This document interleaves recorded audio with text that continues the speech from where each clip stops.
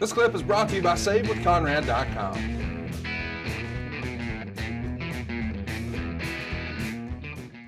94 is probably the peak of his WWF run at this point. He's working a lot with his brother Brett. He's going to win the King of the Ring just like his brother did the year before. He's even going to take on Brett for the world title at SummerSlam in a steel cage match. Meanwhile, you're not exactly having the best 1994 ever. You are having some high profile matches, but not a lot. In the King of the Ring, you lose to the 1-2-3 Kid before Owen beats him in the second round. You're working with Mabel at SummerSlam. Are you talking to Owen as sort of a mentor, a confidant, the senior player, whatever you want to call it? What's your relationship like with Owen when he's sort of peaking and it feels like you're trying to find your footing, for lack of a better word? Owen's a guy that, and a lot of times I like Shawn and Owen were two guys that I could go to, but I'm going to go back to the word patience. When they sort of laid out Vince's mentality, and which was very foreign to me, that in Memphis, you bring a guy in and you're looking at about a 3 to 6 month stay, and then they move on. That's sort of a territory churn type deal. But hey, Jeff, 94, it wasn't, I didn't say in my brain 94, but we're going to bring you in, run these vignettes. And then Vince had that conversation with me. I mean, right when I went on the road, Jeff, we're going to build you, and we're going to build you, and we're going to build you. And I'm like, okay.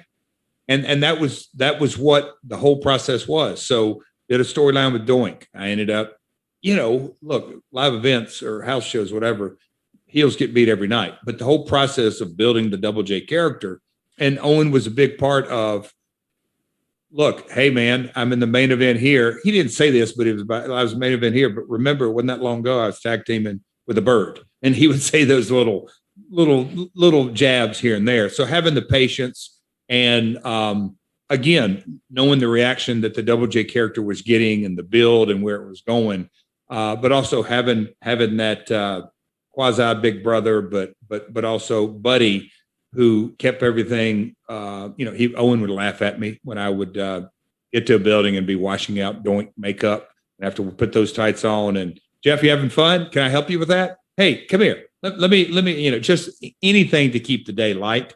But Owen was one of those guys that would just, he would take 30 seconds or 45 seconds and be real serious. And that's all it took. You knew, okay, he cares.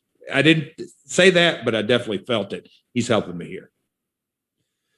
Are you talking to him about not just wrestling stuff, but life stuff? I don't know how personal you want to get, but you obviously went to Jerusalem with him and on Easter. So it feels like, faith and family and all that other stuff would have come into play. Are you guys talking about real life stuff, or is it mostly just business between the two of you at this point? No, and in totality is from, so we first bonded in 92 and he passed in 99. So out of that 7-year friendship, I'd say 10%, maybe 20% was wrestling talk, and the rest was life talk. Wife, kids, brothers, living in life. Hey, what do you think about this? And he's the one who he actually really helped me understand Canadian culture. That I would ask him because it was different. Canadians have different mindsets than Americans, and I've always looked at it through the eyes that Owen taught me. Always. And so, no, we talked about a little bit of everything, but getting into a town, Owen, there's a Dr. Romascavage. Owen was legendary about not renting cars, not checking bags, not getting hotel rooms, very thrifty with his money. And believe me, I was a fan of and admired that mentality very much so. So we talked about everything but wrestling, but the moments that we did talk wrestling, I think that's probably in relative. I mean, that's why they jumped off the page, because it would be short and sweet, candid, direct, and would tell me exactly what I needed to hear. And I never even thought of it. I never looked at Owen as being critical of ever of my work. Other guys, different things. Oh, that's terrible. That's, it's all in the delivery. So Owen had had a very, what would you say, bedside manner? I don't know. Yeah. But he really knew how to deliver. But we talked about everything but wrestling. So faith, family, you name it. I'm curious. So let's keep it going here. Your first singles match with Owen is January 20th, 1994 in Torrington, Connecticut. Of course, we're talking about your first singles match for the WWF. Owen gets the victory. Let's talk about just your first impression of working in a WWF ring against Owen. So we're no longer, sort of doing a gimmick match in your home territory. We're in Connecticut. So this is his territory, so to speak. You're the new guy. You're the new kid on the block.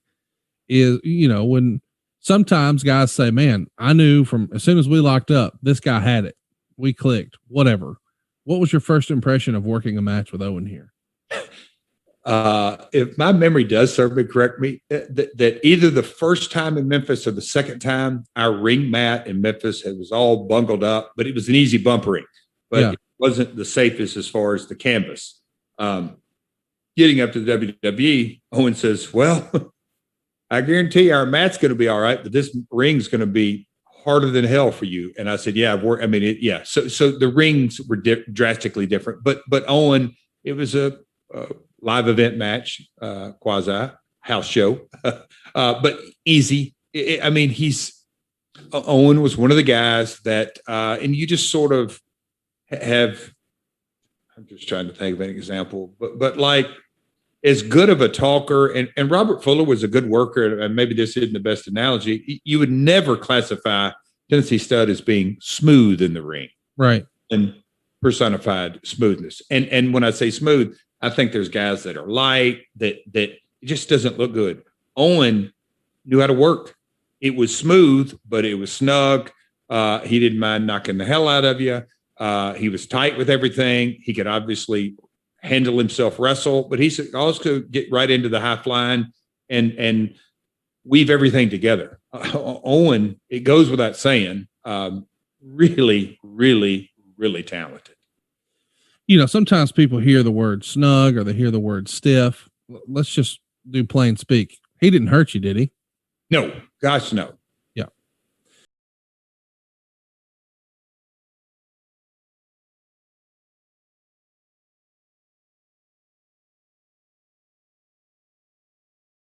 Hey, it's Conrad Thompson. Thanks for checking out the podcast here on YouTube.